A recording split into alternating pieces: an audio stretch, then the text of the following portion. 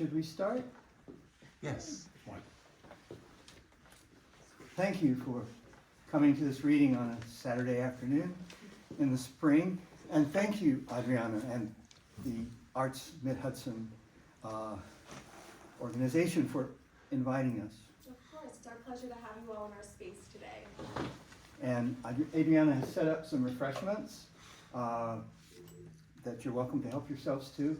And we have for sale our books, Stanley and I Do, at another table, and we'll be around to sign after our reading. My name is Greg Miller. It's a pleasure to be here reading. Thank you. With Stanley Moss. Stanley is an amazing poet, one of the most important voices in English, in my opinion, right now, publishing widely in Britain and the United States, translated into Mandarin and... Talk about yourself, it's all right. Say again? Talk about yourself. Stanley says, talk about myself. My name is Greg Miller. I'm a retired professor of English from a college in Mississippi. My most recent book is Now and Then, Here and Now. It came out in 2022, and since it was in the middle of COVID, I'm treating this as a launch. It's a very good book. Thank you. My first three books were published by the University of Chicago Press, and I'll let my poems speak for themselves. I'll start with a poem called Glass House, and it's about a house I discovered in Northern California by accident, far off the beaten path. There were a series of houses made out of glass with wooden sides, and the people who lived in them abandoned them. And so I came upon this abandoned community. Glass house. They learned to build by building. Walls all glass, with doors that roll on marbles, looking out on all the green a body could take in. A cluster of glass houses, left as if left not to be left, full of their old lives. A child's bed on a lower level keeps a paper Chinese kite and a blue dress. This house begins to blend into the land, its skylight broken by a branch, the grain of the driftwood railing rotted out, the few books water-stained and yellowing. I come by moonlight, aping my own ghost, the moist air and the white light on my skin, as if outside myself I might look in, a mystified light center of myself, to be drawn through a shiny needle's eye, this house of glass through which the world must pass. The second I read is called Champagne Song. And it's called that in part because it's set in the area called Champagne.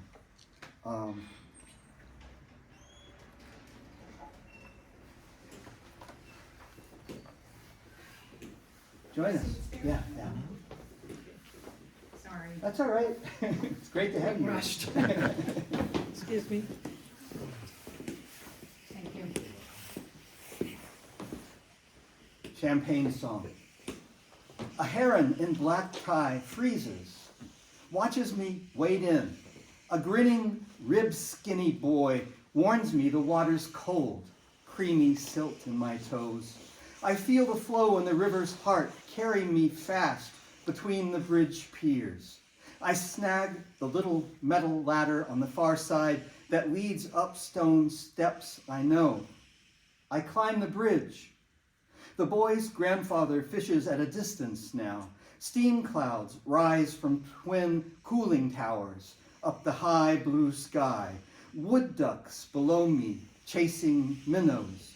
Orange beaks, rust rings, teal heads, frog-like webbed feet, under water clear as air. Warm sun on my wet shoulders and hair. Trapezoidal shadows fretting the riverbed, light strumming the eye's tympanum. I'm the high note of a glide somebody sang.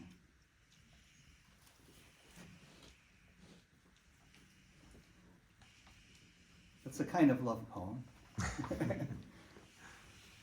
The next is about an artist colony, the Dora Maar house, which had belonged to the painter Dora Maar, one of the mistresses of Picasso, and was given to her as a way of ending their relationship. And it was strange being in this place.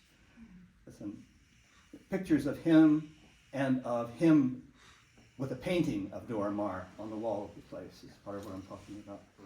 And in the Dora Maar house, Picasso the Matelot, his coat cocked, amiably inert in the photo from Houston's museum studio, stares inured from his cell of glass. And Dora, Red Dora, is signed in his hand. Luminous Proteus, cut to the quick, here held. This gorgeous attic of the world, cicadas in the pines, this red-tiled roof, this massive joist, veined knobby pine ramming the ceiling end to end, cross-tied, lit windows stitched, stone arched, make me an insect intellect, bumbling and humming. Here, my wings rasp. My queen, the dormant one, is gone deep in the rust of the charmed locks.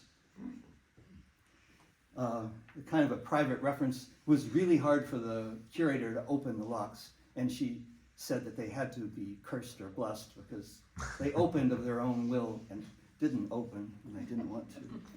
A song to the pastor Ellen O'Hara, who is here.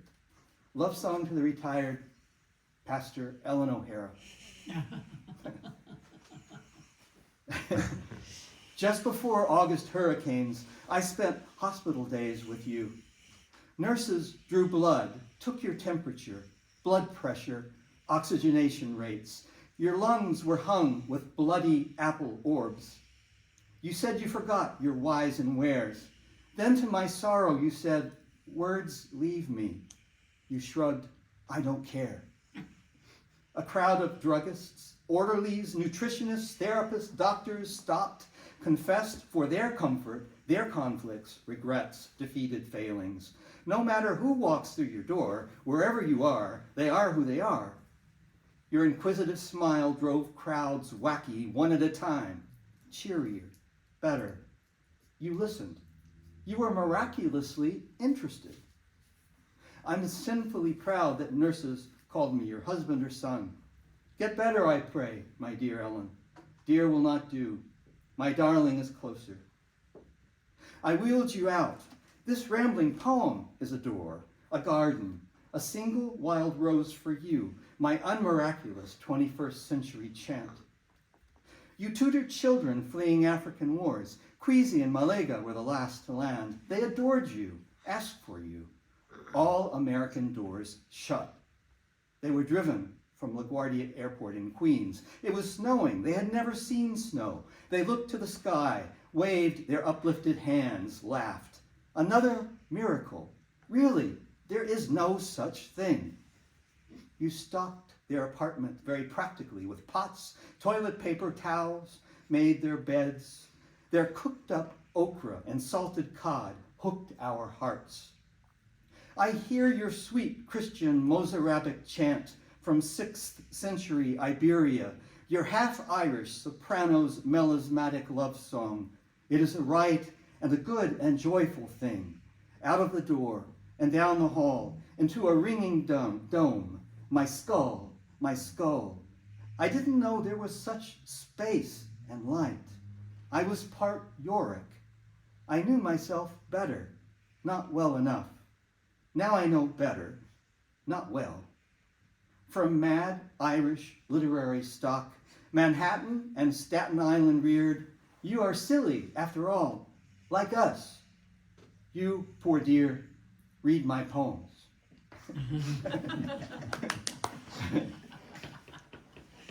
Yeah, poor Ellen, is one of the few individuals willing to read my poems. This is a poems from the AIDS epidemic. My friend David Matias, whose poems I put together for publication after his death. Before they drilled holes in David's head, Lenny shaved his long black hair. His Samson hair he did not want burned with his ashes. Native American, Italo-Mexican hair. Then he gave me David's picture, smiling, "Can you believe this?" Half his head shaved, sitting in a chair. Over and over, David told stories and parts of stories. With partial knowledge, he was repeating himself. An AIDS researcher said to him, "You are a fucking miracle, you know?" The experimental laser shrank the tumors. The cancer went into remission. David and Lenny bought some furniture. David made a very real recovery. He talked about the poem he would write about a friend whose ashes were spread on Pleasant Bay, and how, when they returned to the spot, porpoises cavorted. David talked about the poem he would write about the CAT scan's image of receding magentas and indigos that kicked me in the gut and down the stairs. To the end, he was an artist. He was seeing the beauty of his shrinking tumors. A short poem from the AIDS era, My Lost Decade. I had to hold life off if I would live. On a bright day, I could sit quietly in a cafe and feel intensely happy. But that was not a city I could live in. All the evils of the world come from not being able to sit still in a room with oneself. I've sat in that hot room, and that lost decade became a place where I sit sometimes in the open air. I know I'm not alone. Hello in there.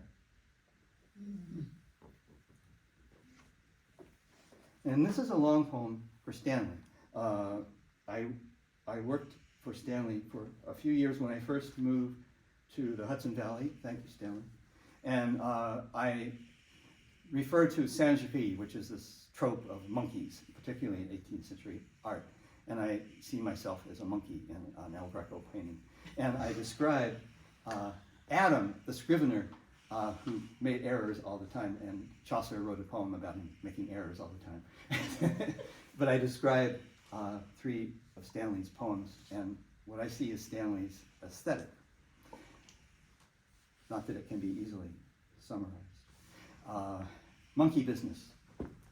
Master, grant me your hurdy-gurdy Turner, this short bit part, my Saint-Exupéry, candle show in El Greco's The Fable, parodied in the dark alcove to your kitchen, a monkey chained to heaven, flame struck, hanging high for your frame's eye, art's allegory.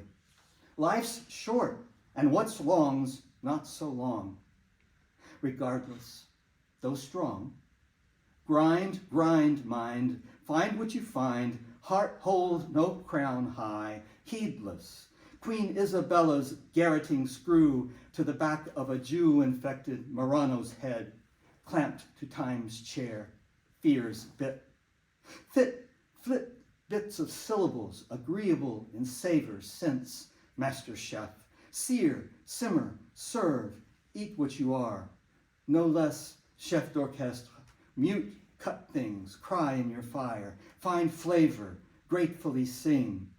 I'm having fun.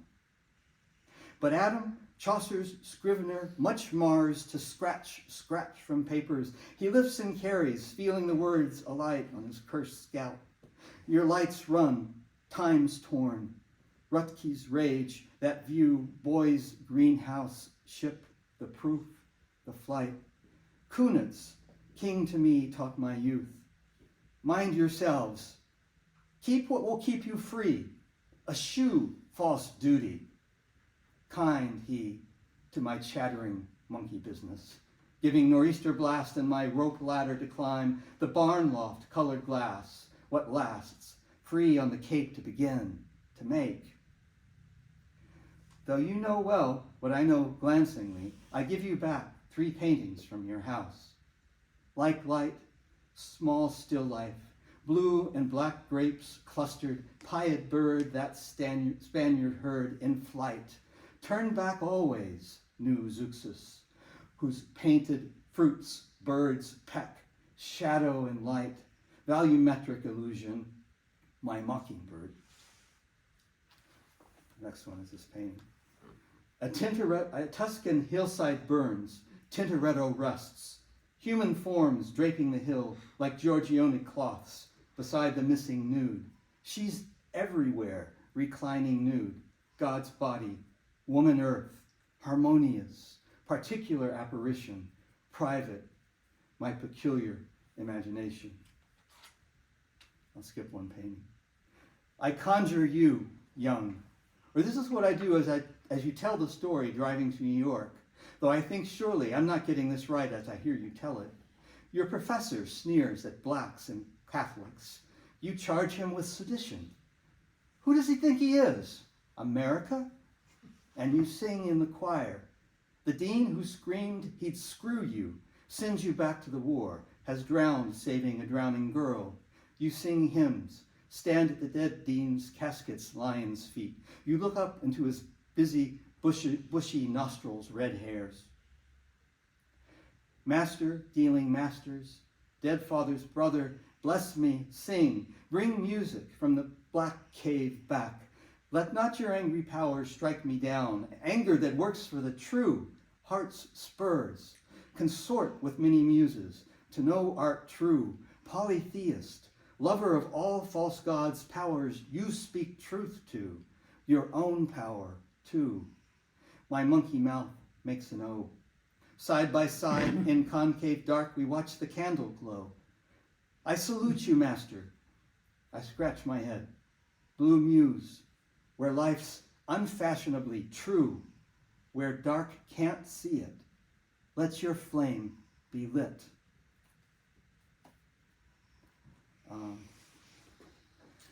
The reference to Kunitz, a friend of Stanley's, the other Stanley, he was part of the board of the Fine Arts Work Center, and I spent a year there. So I've had an incredibly lucky life. But mentors, what would we do without them? I would be lost. Off the record, I'll read 42. My friend Fenton is writing a book about slaveholding ancestors, and I just touched the subject in this poem. A slave who appears in one of my ancestors' wills. Off the record, even if we aren't family, we are. Even if we are family, we aren't.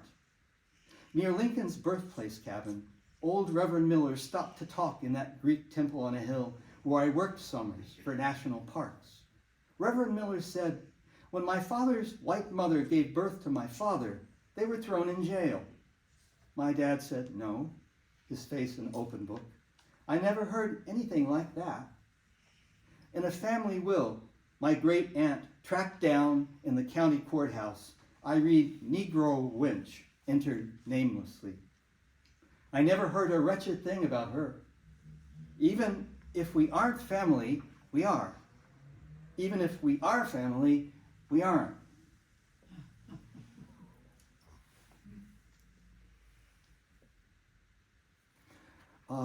This is, though I've been away from Kentucky for eons, Kentucky's still in me.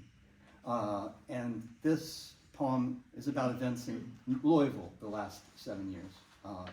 Violence and Breonna Taylor and other things. Ouroboros, it's a reference in mythology to a serpent that eats its tail, and it's usually a mythological symbol of eternity, but I don't see it as that here. Ouroboros. Clear riot visors throw sunlight.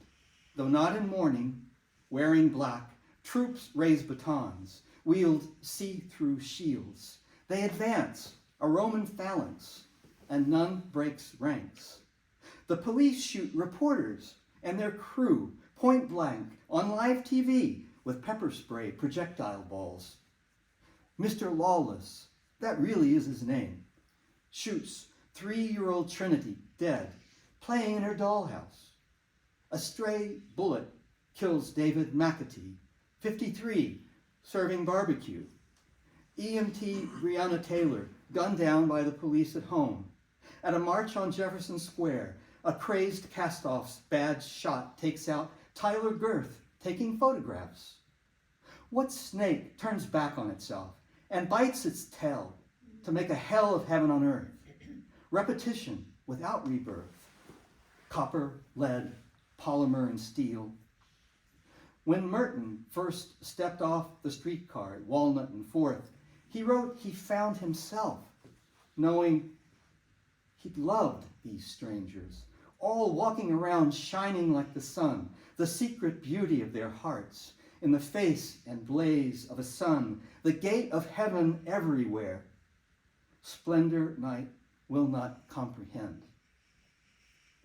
The mystic monk, Thomas Merton, lived in Kentucky, and he had this vision that was the center of his calling, getting off a streetcar in the black section of Louisville. And each of these persons is a gate to heaven.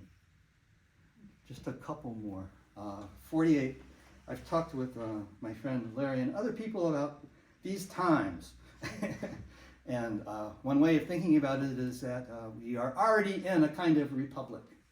We aren't alone, as Larry likes to tell me. Allegiance, impossible commonwealth, republic, no tyranny can topple, no king and queen, crooks, magnates, the people, parties, pasts, gods, nor purity.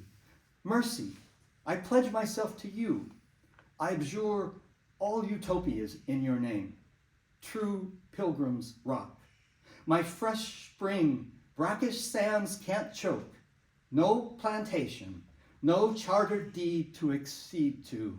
Human dignity, the daily watchword passed by citizens, keeping watch by turn along trust's bulwarks, facing the night with equanimity, firm, imperishable, come what may. And maybe end with a kind of sexy poem. It's about flowers. Buzz. Oh, be a bee, babe, when you're blue. Or for a lark, distill the day, whose keeping comes in smell and taste, and touch words pleasures will not hold. English time on your fine thigh hairs, white flutters by on blue catnip, leave hylas honeys in the dust with Greek old loves, while ours fly fresh on silky tongues up foxglove bells, like lunar moths whose eyes are wings, forage in feathery goat's beard, black-eyed Susans, daisies, coneflowers, late summer's final blissful hours. I'll deadhead lavenders, so they'll shoot constantly to slake your thirst, for honey last and nectar first. Thank you.